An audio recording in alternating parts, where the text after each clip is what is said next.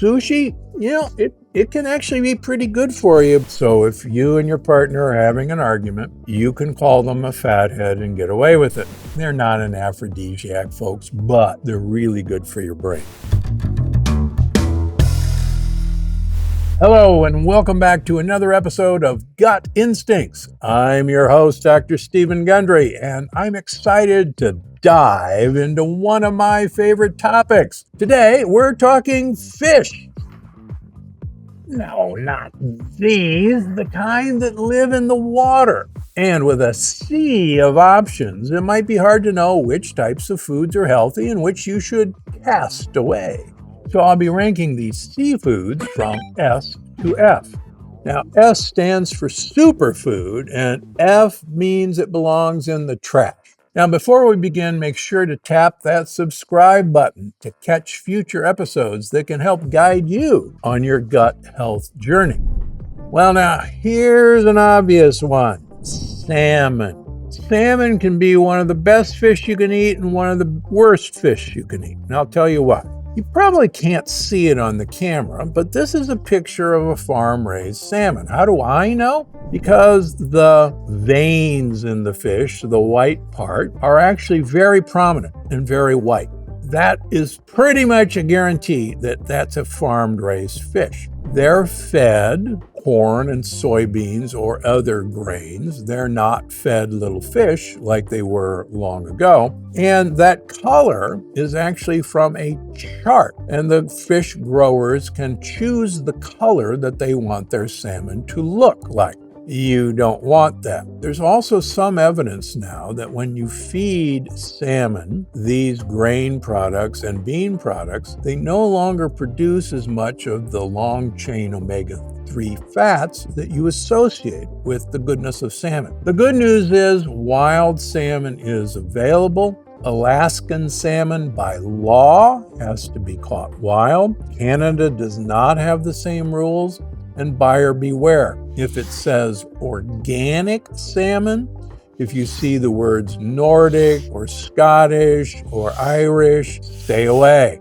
All of those mean that they were farm raised. After all, they didn't follow the salmon around in the ocean to see if it was eating organically. Now, did they? So they feed them organic grains and soy. If it's real wild salmon, it's a superfood, but this one is a farm-raised salmon, and it's an F. Let's talk about sushi, since salmon is often on the menu of sushi. Same thing. Most of the time, you got to know your sushi provider and your sashimi provider. Make sure you ask them if the salmon is wild. Now, sushi can be a great option depending on what's in it. Buyer beware. Many of the California rolls that use crab as part of the sushi, the crab is imitation crab. And here's the bad news. Imitation crab has gluten in it. And so many of my patients who are gluten sensitive, it's the California roll that they're eating that they're getting the gluten. Plus, most of the soy sauces that you're going to buy also have gluten in it. So you've got to be careful where you get your soy sauce. Tamari is usually safe. Best result is to use coconut amino. I even convinced Mrs. Bragg to start making coconut aminos for Bragg's because of that problem. So sushi, it can actually be pretty good for you, but you gotta know who you're dealing with. I'm gonna put it in B.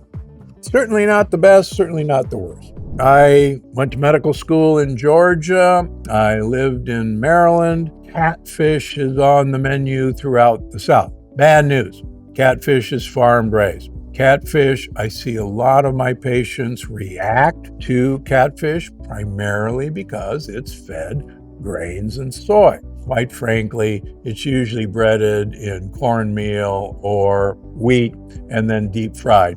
It may be delicious, but this is not one of the healthy options in seafood. It's an F.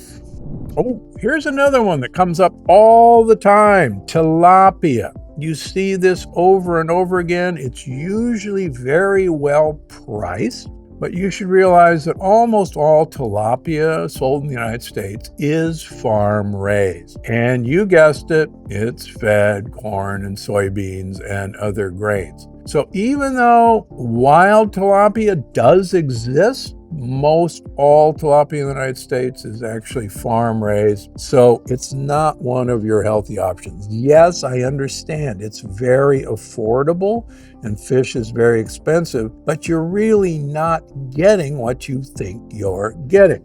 So sorry, tilapia is down in the S. Isn't there some hope? Yes. Sardines. Well, the good news is you either love sardines or hate sardines. Any small bait fish is actually one of the best fishes that you can possibly eat. Multiple reasons. Number one, they're loaded with omega-3 fats. That's a good thing. Number two, they eat way down on the scale of predator and bait, and so they don't really have any heavy metals in them. Number three, there are several societies, particularly the Acciarolis in the south of Italy, south of Naples, who have more people over 100 years of age than any other town. They eat, I'm going to do it together. They eat anchovies and sardines literally every day, all day long. Let me convince you how to try sardines. Buy the boneless, skinless sardines. Try to find them in olive oil. If you can't, get them in water. You'll be surprised how good they taste. If you're really skeptical, here's what you do. Get your boneless, skinless sardines. Get yourself a butter lettuce wrap or a piece of romaine lettuce. Slice some avocado. Put a little coconut aminos, and then put your sardines in there and have it like a roll up, like a taco. You'll be amazed. You'll be eating this stuff in no time. So both anchovies and sardines are really one of the superfoods. Tuna. Here's the good news and bad news with tuna. Small tuna are canned because you actually can't sell them for sushi grade. The good news about small tuna is they have very little heavy metals. That's because they're small and they haven't had time to eat their way up the food chain. So canned tuna is another great food for you to use. On the other hand, sushi grade tuna, particularly fatty tuna, is so loaded with mercury. So tuna in a can, really good for you. Sashimi tuna, really have it, but really be careful with it. I'm going to put it in actually this is a canned tuna. I'm going to put it right up there. Eel is incredibly popular in Europe. But almost all the eel that's eaten in Europe is raised in the United States. Why? Because we don't like eel, and the Europeans love eel. And so it's actually a very big export business for us. The great thing about eel is it is actually loaded with omega-3 fats. Here's a fun fact. Fish smell fishy, and the fishier the fish tastes, that's actually the omega-3 fats in the fish beginning to go rancid. That's why when things really smell fishy, there's usually a lot of omega-3 fats in there. And it's one of the reasons Americans don't really like eel very much, because it's got a lot of omega-3 fats, and that's why the Europeans pay for it. So eel, if I could get you to try it, is actually a really good fish. Don't send it over to Europe, eat it here. Cod's another really good fish. Unfortunately, a lot of cod has been overfished. One of the problems has been that American cod fishermen have had to go farther and farther and farther out from shore. On the other hand, there are other cod, like black cod, that comes out of Alaska and the Arctic, that's still quite available. Cod is really good for you. It doesn't have a lot of omega-3s. So if you're thinking, oh, I'm going to get my omega-3s from cod, it won't. But Americans like cod because it has a mild flavor, and it usually has kind of a good mouthfeel. So cod's a great choice, but again, be careful about overfishing. In one of my books, I've mentioned that the Monterey Bay Aquarium has a wonderful online guide to seafood, and they rank every possible fish, every possible seafood as to whether it's endangered, whether it's been overfished. They rank the heavy metals in them, and it's just a really good free guide. So look for the Monterey Bay Aquarium website and you'll find their guide to seafood. Let's move on to shellfish. I'm a huge fan of shellfish in general because shellfish have several great benefits. First of all, if you've read some of my books, you know that there are two main fats in our brain. A long-chain omega-3 fat called DHA and a long-chain omega-6 fat called arachidonic acid. Now, some people have been convinced that arachidonic acid is the evil omega-6 fat that causes inflammation. Nothing could be further from the truth. Your brain is about 70% fat.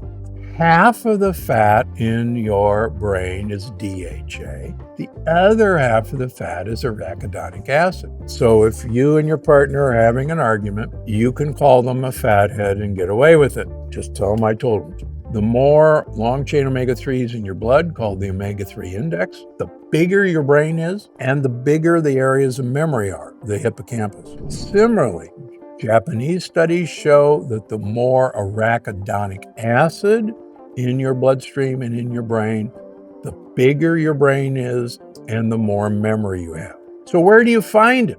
Just so happens that shrimp are a fabulous source of both long-chain omega-3s and arachidonic acid. Shrimp should be eaten wild. Most shrimp is farm-raised, and the same thing that went for farm-raised salmon goes for farm-raised shrimp. They're not the same. Most of them are grown in Thailand and Asia. They're basically grown in cesspools. You do not want to eat them. The great news is that Gulf shrimp and other East Coast shrimp are wild caught, and they are not bottom dwellers. They are free swimmers. They swim in schools. Please just forget that shrimp are out eating on the bottom. The other cool thing about shrimp is their shells actually bind lectins. And you might have seen me in a restaurant eating the shrimp with the shell and all. In fact, in Italy and in France, the shrimp are always served in their shells, and many of us eat the shrimp whole. And that crunch is actually delicious, and you'll absorb all the lectins from the bread you're dipping in the butter. Don't do that, but it's a way to absorb lectins. Word of warning. Many people do have a shellfish allergy, and if you're one of those people, stay away.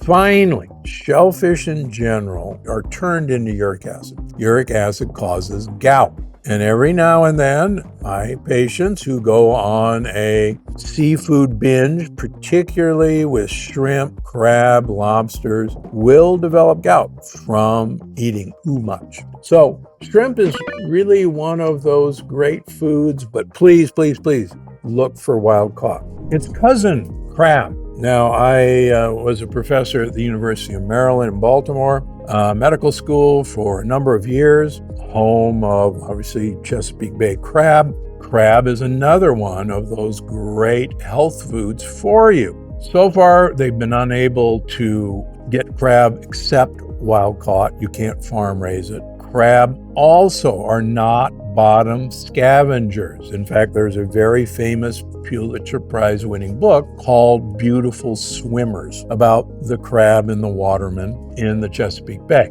And I had to learn that crab are free swimmers. So crab is another one of those great options for those of you who like them. Clams and mussels. First of all, mussels and clams are kind of the do-good guys of the ocean. They are filter feeders, and they filter huge amounts of seawater. They can kind of grow without using any food, and they'll grow just about anywhere. So mussels and clams are very useful for our oceans. And number two, they're very useful for us. Both of them have a omega-3 fat that's a cousin of these other omega-3s called plasmalogens. But plasmalogens are really important for getting omega-3 fats into your brain. Fun fact, people with dementia and Alzheimer's have very little plasmalogens in their brain. So why not get some plasmalogens in you? Interestingly enough, when mussels are caught, they have to be in fresh water for at least 24 hours because they will filter out any of the toxins that they might have accumulated. So you don't have to worry that these guys are toxic. If you're worried about fresh seafood-borne illnesses, mussels are always served cooked. Clams can be eaten raw, but the same thing applies to oysters. You got to know the time of season and where they were harvested. These guys are all really great for you for getting these phenomenal fats into your diet that are very hard to come by. How about a quick break to test your knowledge on clams? Here are 2 facts and 1 lie about clams. Can you guess which one is the lie? Number 1, the largest clam ever discovered weighed around 550 pounds. Number 2, giant clams can live over 100 years. Number 3, clams can see. Let's see what the answer is. See what I did there? The answer is 3. Clams actually do not have eyes, ears, or noses and are unable to see, hear, or smell. All right, let's get back to the list. Sticking around with shellfish, scallops, they are expensive. Let's realize that. They're also really good for you. In fact, there's some very interesting Japanese studies in people with early stage memory loss and dementia who were given scallops on a regular basis. And believe it or not, their dementia and memory loss dramatically improved. It's because of these unique ingredients like plasmalogens and omega-3 fats that are really unique to shellfish. Word of warning, many times shark is sold as scallops. So you gotta know your fishmonger, you gotta know where they're coming from. Oysters, same thing goes for oysters. Not a day goes by that we hear about oyster poisoning and people getting sickened and sometimes dying. That's because oysters can pick up some pretty nasty bacteria and parasites depending on where they're grown and the time of year they're grown. So the rule that is pretty good is that if they're in really cold waters or it's really cold during that time of year, buy them and eat them in months that have an R in them. You're pretty safe. But again, you gotta know where they came from and who's preparing them. If you cook them, you'll be safe. Finally, they're not an aphrodisiac, folks, but they're really good for your brain. So oysters and scallops, properly harvested, properly prepared, they're really good for you. And lobster. Lobster is a giant shrimp. If you're allergic to shellfish, you're probably going to be allergic to lobster, but we test all of this in all of my patients. And it's interesting, a lot of people will react to shrimp, but they won't react to lobster. They're not the same family. A lobster is a renewable crop. There are different lobsters. Here on the West Coast, we have spiny lobster, which in general are sweeter than Maine lobster. In Europe, they have a blue lobster. Lobster, once again, I wish I had more room. It's definitely in the A family. Sea urchin. Sea urchin is an acquired taste. I happen to like sea urchin. What you're actually eating when you're eating sea urchin is the reproductive organs of the sea urchin. I live in Santa Barbara. A great number of the sea urchins that you are getting to eat are harvested in Santa Barbara. Whenever you get some sea urchin, please have it. It has all the benefits of other shellfish. I'm going to make it a superfood. Caviar, the eggs of sturgeons, and there are now other fish that we get caviar from, are also really good for you. They are great sources of omega-3 fats. Guess what? They're very expensive. If you've got the budget for them, that's a great excuse to tell people, oh, I'm only doing it to get my long chain omega-3 fat. So if you can afford it, get it. If you can't afford it, there's a lot easier ways to get your omega-3 fat. Too expensive. Let's go finally to octopus and squid. Octopus. I love octopus. I used to eat octopus. I don't eat octopus anymore. Call me a softie. But octopus are extremely intelligent creatures. In fact, there may be some evidence that they're smarter than us. If you want to decide whether or not to eat octopus, I recommend you watch any of the movies out there about My Friend the Octopus or What the Octopus Taught Me. They're heartwarming, and you may just become a sucker like me and just say, I'm not going to eat octopus anymore. On the other hand, squid are everywhere. Yeah, they're cousins of octopus. They're mollusks, and they're plentiful, but here's the deal. Please don't have the deep-fried, batter-dipped calamari. You're undoing all the benefit of what you're actually eating the squid for. Interestingly enough, yes, it is available as calamari deep-fried in Italy and in France, but almost always on the same menu, you will see squid prepared as a steak or as the rings that are just cooked in olive oil. If you find it that way, they're great for you. But that is not an excuse to have, oh, I'll have the calamari with the tempura or the sauce. So squid can be either really good for you or really bad for you. I don't want you to throw the octopus in the trash. I want you to leave it in the ocean and have a good time. Time for a quick recap. First of all, please try to stay away from farmed fish. We're beginning to see some sustainable fisheries that are trying to do good work. They're not giving their fish antibiotics. They're using much broader pens. There's hope because, quite frankly, we can't keep eating seafood the way we're eating it. We will deplete our ocean. On the other hand, most of the salmon you're eating is farmed. Almost all the tilapia you're eating is farmed. Catfish is absolutely farmed. So stay away from those if you can. Wild salmon, superfood. Just look for it. Be careful with sushi and sashimi. Know your provider. Caviar, if you can afford it, go for it. Squid, eaten like a squid is great for you, but calamari, no. Codfish, all the shellfish are really, really good for you. Uni is really a superfood, again, if you can find it. And the little fish are your best friends. Whenever you can get little fish, eat them. Try my trick to get you interested in sardines. Your gut, your brain will thank you and me for it. If you enjoyed this episode of Gut Instincts, don't forget to subscribe and hit that like button.